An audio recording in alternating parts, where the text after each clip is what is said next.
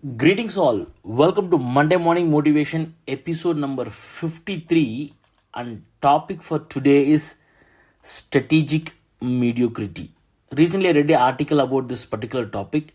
Actually, what the author says is he talks about avoiding big mistakes and being consistently good. See, for many of us in life, we go for peak performance and there is a long period of silence. Say, for example, in January, we'll have a resolution of going to gym. We may go to gym for 10 days, 15 days, or maximum 1 month. And then next to 10, 11 month, we don't do anything for our health. Okay. And that's why we are not getting results.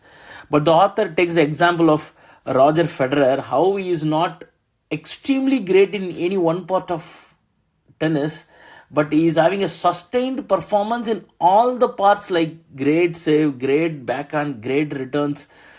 So what he's talking about, the sustained performance without avoiding any big mistakes and consistently good. Okay, and he says that is often the path to greatness. So he quickly talks about replacing three things. That is, point number one is you replace prediction with preparation. Don't predict, but do preparation. And you replace volatility with equilibrium. Don't have volatile performance, but have equilibrium performance. And third thing is replace ego with resilience. Don't have ego, but have resilience to bounce back. So friends, to summarize, what is strategic mediocrity?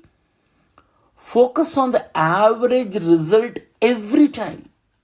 Not missing a single time, every time, so that you avoid big mistakes and being consistently good. And most probably, we will achieve greatness over time.